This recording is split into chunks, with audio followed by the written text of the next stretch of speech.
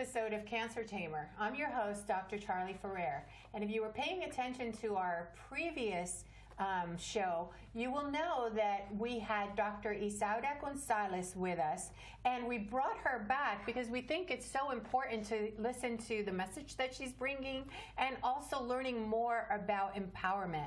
And I wanted to mention a little bit about Dr. Isaura that we didn't do in the last show, but she's an international empowerment speaker. She goes all over the world talking about improving yourself, improving your life, and also her work in psychology is so important, which she mixes into it. And she also does a Latina Mastermind for those Latinas out there, not to exclude anyone else, but there's also different cultural issues that come up for Latinas that she works with. So thank you for joining us again. And of course, our co-star, Deborah Santulli-Barone. It's great to be back, and I'm so glad you came back. I want to learn so much more. It's so exciting, you know, because I would feel like even with depression, different cultures can't deal with it, won't face it. So that's good that you can reach so many people this way. Yeah.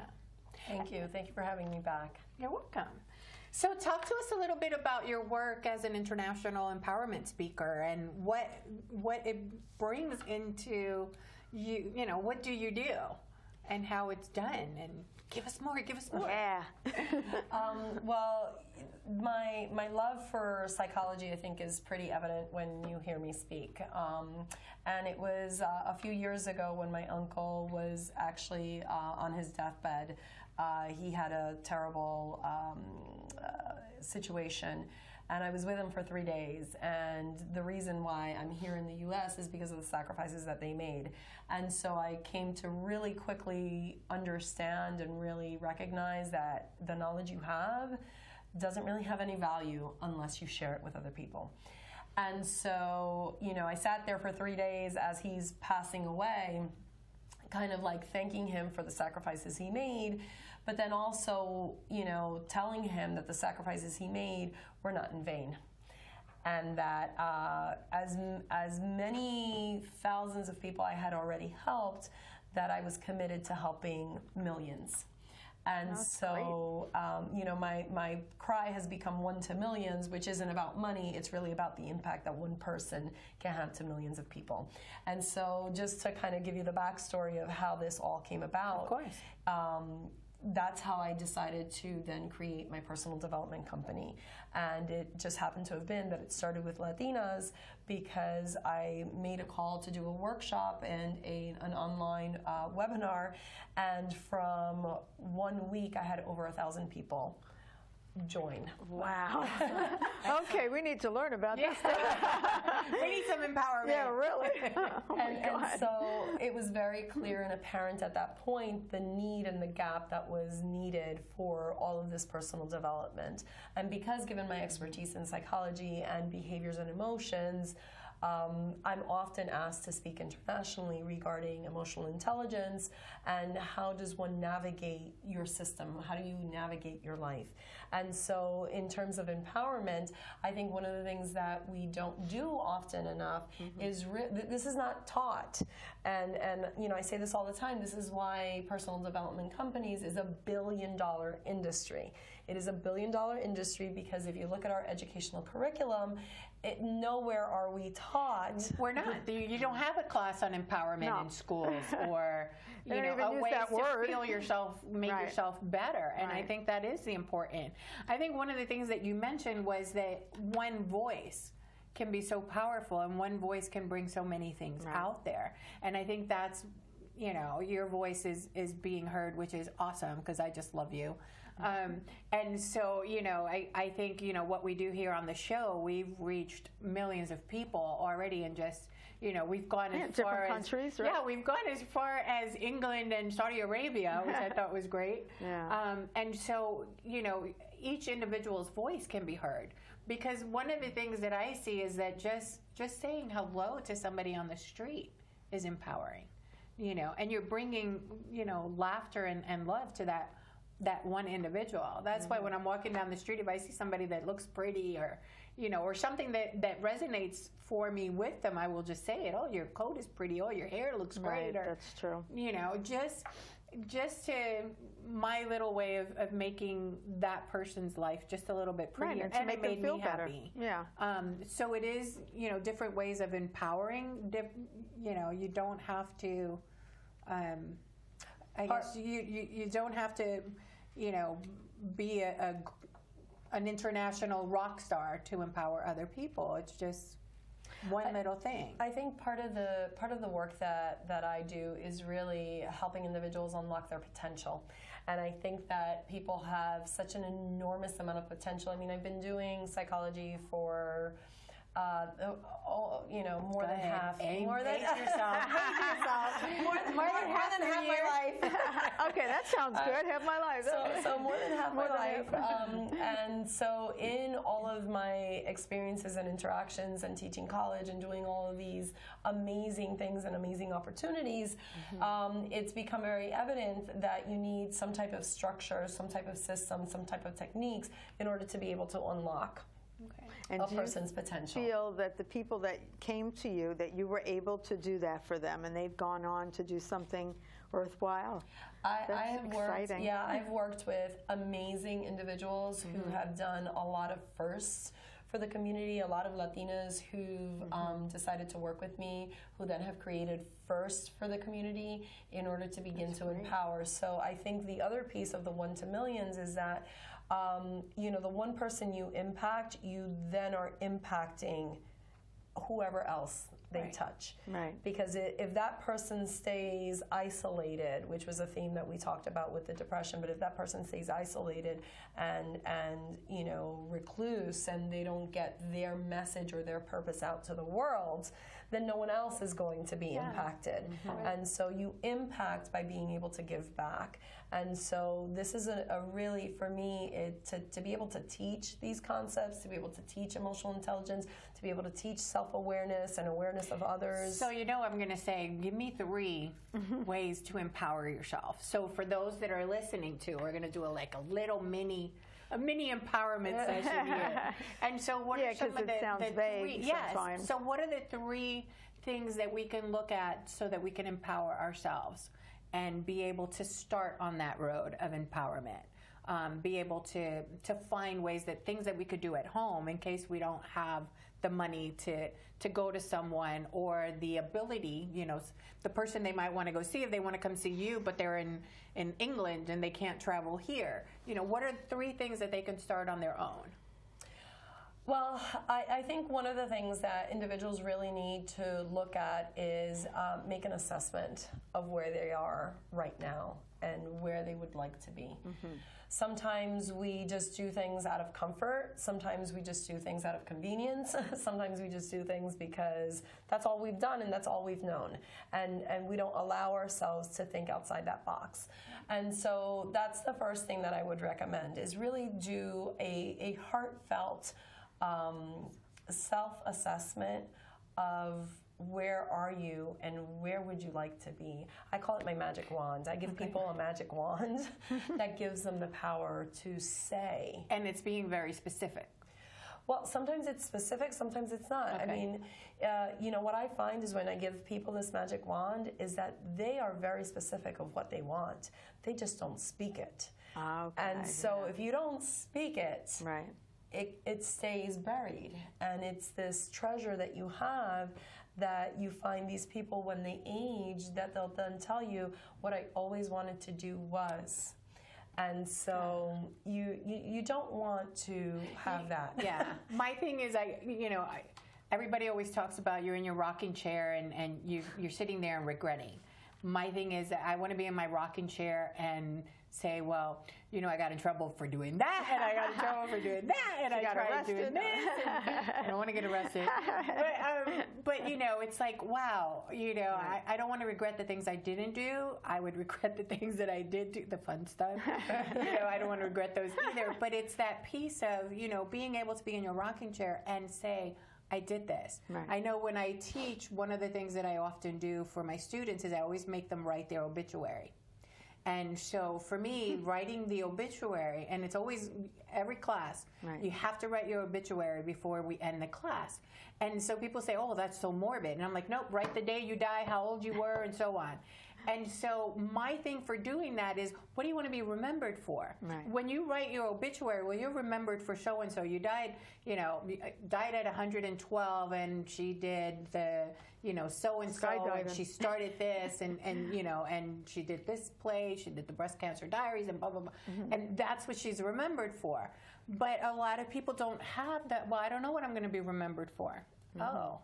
Or if you write, well, I was remembered for doing whatever, then, the next assignment is, well, when are you going to start? Right. When are you going to start doing that? When are you going to start bringing that remembered? So, for instance, I had one student that I loved, and she goes, well, I want to be remembered for starting a domestic home or domestic violence home for men. Oh. And that's what she wanted to be remembered for. And so by the end of the semester, she actually had gone in, done a grant, got funding, and she took it that one step further. So it's not to be morbid. It's more to, if you know what you want to be remembered for, now you could start planning. Right. So now she you just could needed start a little setting push. your goals. Yeah. Now you could start empowering yourself and motivating yourself. Well, how am I going to do that? Even if it's, and I believe that, Dr. G, you were saying, know what you want. Here's your violet wand. Magic wand. Magic wand. She likes colors like that. That's why. As long as it's magical. As long as it's magical. So the next step, right? Because you're asking what would the next step be, is then you have to then identify what are your gaps. You may want to be an astronaut or an NASA scientist, but maybe there's some gaps that are missing in your either educational or your experiential that you need to begin to bridge in order to make that a reality and begin to empower yourself and unlock the potential that you have. Again, this is about hidden potential that most individuals don't even realize that they have it within them to be able to do. A lot of us stop us from execution, which is, I think, what you were saying with the story with your student. And so I think recognizing that we are our worst enemies becomes crucial. The reason you are not doing something is because you are not doing something. Right. And it's not somebody else not letting you do it. No, because if you really wanted to do it, you would find a way. You would bridge the gaps. You would create your support system. Something that I've learned over the last 3 years is your network is really your net worth. And so it is amazing that I can pick up a phone and make some calls, and all of a sudden things happen. So the more relatable you become, the more empowered you feel, the more that you know that you can connect with individuals at a particular level, the more people will rise up to the occasion. And so that becomes really, really important. I think you use help, I like the word support. And so if you don't feel that you're having the support, you have to ask yourself, am I asking the right people? Am I putting myself in the right positions to be able to get the support that I need? Right. Being able to have someone who, like yourself, like Deborah, individuals that can be that support system become really, really crucial. Right. And I remember hearing, because I love doing empowerment tapes, and so learning from others, learning from just getting as much information as I can. And I remember one of them, and I can't remember the person, but one of them had said, getting advice as opposed to getting counsel. Anybody can give you advice. You could go to your girlfriend and go, oh, you're dope, and here's the advice. But you're getting counsel, and now you're getting actual advice. So you're bridging that gap. So how can I become a rocket scientist? Who do I go? Well, you don't go to your girlfriend and go, hey, how do I become a rocket scientist? You go to your guidance counselor. You go to, somebody that is, rocket scientist school, whatever it is. And then you say, what do I need? I remember when I was going in to be a therapist. Well, what did I need? I didn't know. I thought, well, okay, I go to therapy school. Well, no, I needed to have abnormal psych. I needed to have, regular psych. I needed to have all these other courses first before I can move over here. And so bridging that gap, finding out what that gap is going to be, and then starting towards it and working your way and knowing so that you have all your ducks in a row so that you can cross that stream. Well, you bring up a very important point. Readers are leaders. And so I can't say that enough. I tell my children that all the time. And I want to say it may have been 3 Feet from Gold. Yes, thank you. That was it. Was that a book? 3 Feet from Yes. Gold. And I actually listened to it on Audible. I love Audibles. Really? Yes, because I can walk and I can drive and I can do whatever I'm doing, clean the house, whatever. Yeah. And I can be listening to them reading the book to me. And in Audibles, like anything else, some voices are better than others, and they do have different voices. Oh, but really? yeah, Okay. so you can get that. I'm a big believer in Audibles because I don't always have the time to sit, and since I'm dyslexic, I read the words different. So when it so sounds it's really better. funny, Yeah. you know, I'm like, I know I'm reading it wrong, you know. So I just laugh at myself and go, okay, well, it's nice somebody else reading to me. So that is one, you know, finding books. I just love those. You need to write a book. I need to write a lot of books. You need to I think when you can find the Charlie's time. been in my office, and I have the post-it notes of all the titles of the books that are inside me. That's funny. Because there's just so much information that I think needs to be disseminated. that's great. And individuals don't understand how powerful being able to take these nuggets of information really become. And sometimes, you know, you may read the book for one thing, someone else may read it for something else. Right. And you pick up different things because you're looking, not so much that you're going and looking for it, but we each resonate on a different level. Right, And right. It so will touch on certain right, and so we topics pick that up are- different yeah. topics, we pick up different words or different material that we need, that we're looking for, that fills that gap, you know, that clones that DNA that we need for ourselves. Well, it may be what you need at the current moment. Right. And so Exactly. empowerment to you may look very different than an empowerment for Deborah, which may look very different than for me. And I think in my experience of what I've noticed for individuals is people want to be recognized and heard for the work that they do. And sometimes it's hard to kind of break through and be able to get yourself to a position or to a place where you need to be, or where you want to be, or where purpose is for you. And so sometimes I tell individuals, so here's another suggestion, is identify what your purpose is. And so I started with the story with my uncle. And I always knew I wanted to be a psychologist, but at that moment I realized that my purpose was so much greater than what I had ever thought it could be and should be, that I knew where my direction needed to go. And so it becomes important. Once you have clarity of where you're going, it's like the GPS. You put the GPS and it tells you where to go, and you turn right, you turn left, you go X amount of miles. Once you have your purpose, you really know where you're heading. Right. And that becomes super important. And the piece that I was going to say on the purpose and knowing where you want to go, sometimes it is leaving some people behind. Sometimes it is moving out of your comfort zone and finding a new group, a new clique, a new friend, a new environment. You know, we can't always just go, oh, well, I want to do this, and I'm just going to leave all my friends behind and jump over. You don't need to do that. It's more of finding somebody that resonates with you too. Because if you're, and Joel Osteen, which she's got me listening to Joel Osteen, but he was talking, and I loved it, about you can't be pecking with chickens and think you're an eagle, you know? And so you have to pick your eagle friends. Right. And realize that, you know, there is a time when, yes, it's going to be scary, but you do need to step branch away and branch out and grow up. You know, even as an adult, we need to grow a little bit more in our emotions, in our thoughts, in our ideas of what we're actually doing. Right. And that's really important too. A lot of times they say that you are the sum of the 5 people that you hang out with the most, or that you surround yourself with. And so I just want to expand a little bit about what you were saying. So it's not, and I know you like dumping people, but it's not, but it's not necessarily dumping the individuals, but understanding that everyone in your life has a role and a purpose.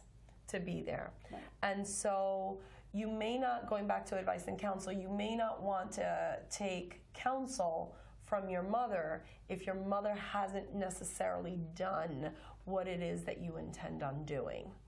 And that becomes really crucial, that you understand that you don't have to necessarily dump everyone. You really do want to clear the space for the individuals that are bringing toxicity into your life, right. whether you're empowering yourself or whether from a mental health perspective. So you want to do that. But the other thing that you want to do is to be able to fill your space with individuals that are going to push you to your next potential. Mm-hmm. If you're the smartest person in the room, you are in the wrong room. Right. Oprah Winfrey said that.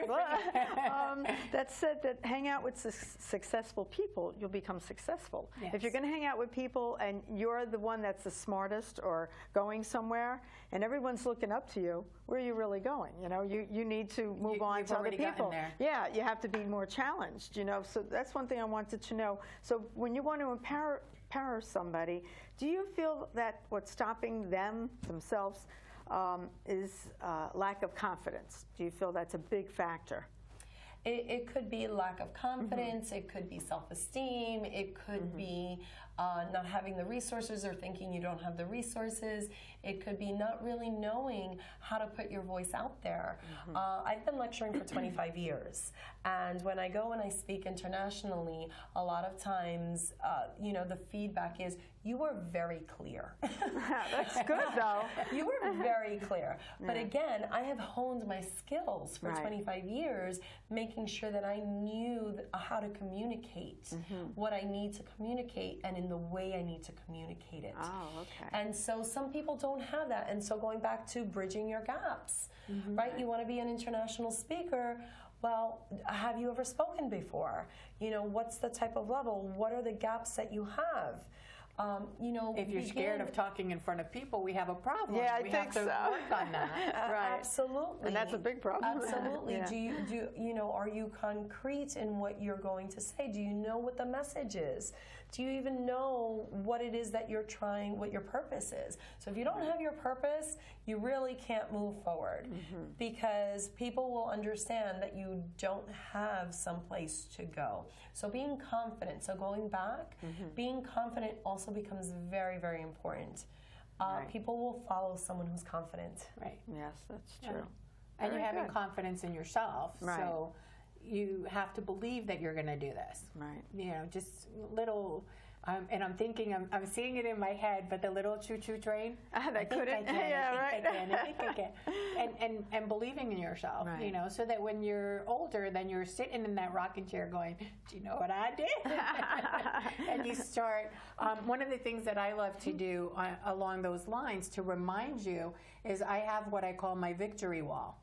And so on it, you put all your victories. I don't care how big or how small they are, but you put it on the wall because this way you remember.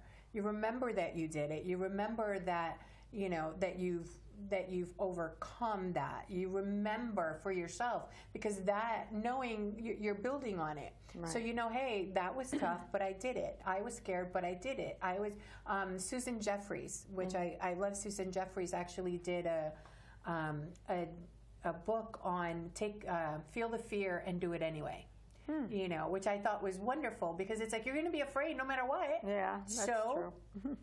Try it. Do it anyway. You know, you know, I'm going to scream when I jump off my mountain. I would think so. You know, but I'm going to do it anyway and, you know, soar like an eagle. So it's that take the fear with you because it's always going to be there. Well, fear is a manifestation of something that never happened. So, I like that. a lot of times we're fearful of something that hasn't really ever happened. Right. So that's one of the things that I think we need to put in perspective. And it does stop a lot of people because fear of criticism, fear of failure, fear of a whole bunch of things. Now, what I tell people is celebrate the win. So you have a victory. I have a victory.